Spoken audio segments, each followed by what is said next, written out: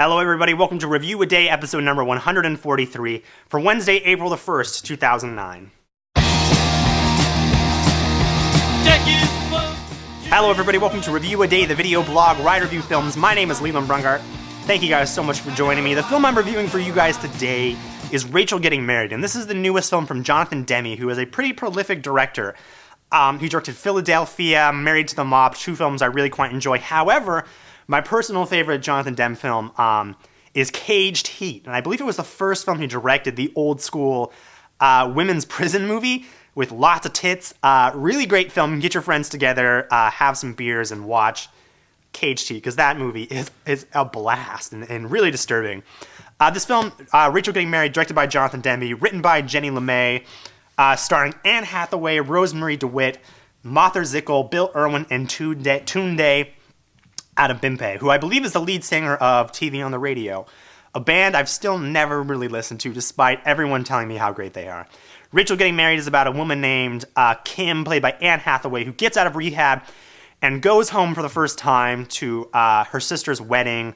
Rachel, played by Rosemary DeWitt, and it's just kind of a character study about Anne Hathaway trying to reconnect with her sisters and her family and dealing with a lot of the shit that happened while she was on drugs. Rachel Getting Married is a flick I really, really enjoyed almost all of it. I really loved almost all of this film.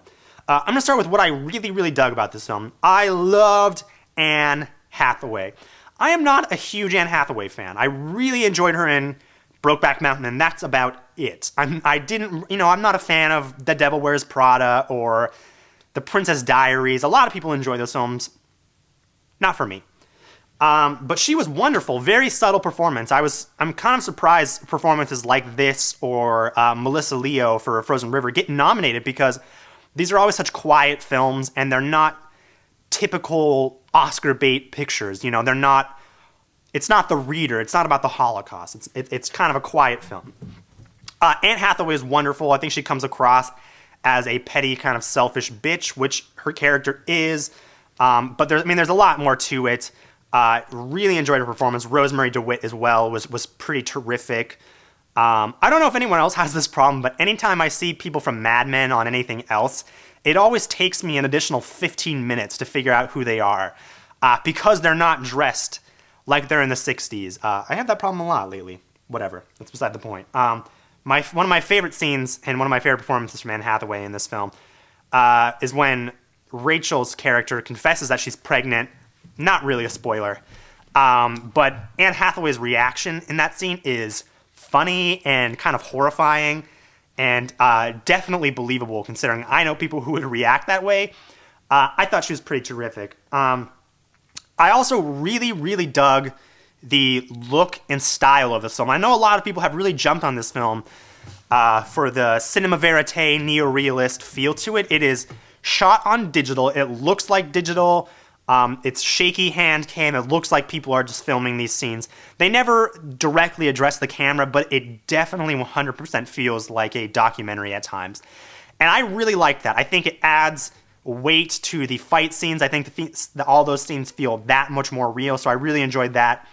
I also like when directors just embrace the fact that they're shooting on digital, and I watched this film on Blu-ray, so it looked very beautiful. There's a sequence when Anne Hathaway has a fight with her mother, and she's driving home, and she's crying, and in the background, outside of the car, behind all the trees, there's all these lights, and the way it reflected, and beautiful. I really liked that, and I really hadn't seen digital look so gorgeous up until this point, so fantastic work there. I'm a fan of digital.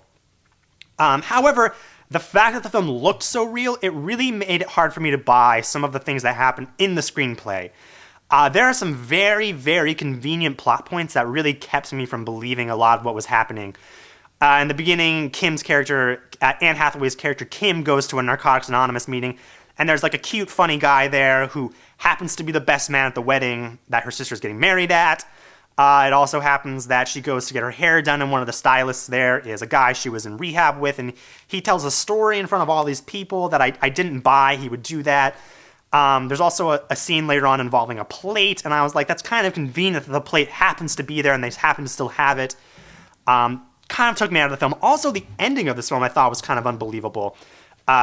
It's a rainbow of ethnicities and cultures coming together as one. It's the wedding is a black man marrying a black woman, marrying a white woman, and it's like an Asian Indian style wedding, and there's all the Asian friends are there, and they're all holding hands and dancing, and it felt like the end of Slumdog Millionaire. Like everyone's happy and everyone's dancing together, and all these scenes felt very long. There's all these dance sequences towards the end of the film after the wedding that were long, and the director was really taking his time, and I typically really dig that. Michael Haneke, Funny Games, Caché, takes his fucking time. He does not rush for anyone. He doesn't move the story forward for anyone.